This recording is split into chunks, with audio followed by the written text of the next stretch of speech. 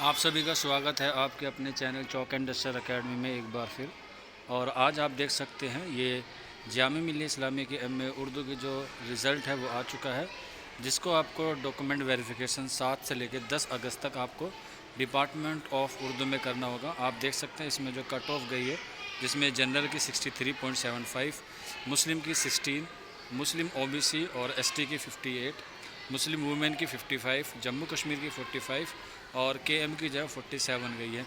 तो यहाँ पे आप लोग देख सकते हैं जिनका रिज़ल्ट आया है वो आप लोग अपने रोल नंबर से जो है वो चेक कर सकते हैं। काफ़ी दिन बाद ये रिज़ल्ट आया, लेकिन कोई बात नहीं, देर आए दुरुस्त है। आप लोग जो है वो अपने रोल नंबर को मैच कर सकते हैं।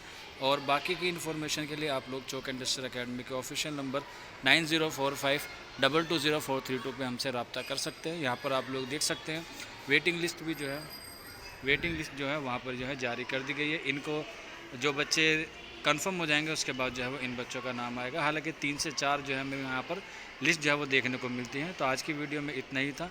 मिलते हैं आप लोगों से जल्दी नेक्स्ट वीडियो में। शुक्रिया फॉर वॉचिंग दिस वीडियो।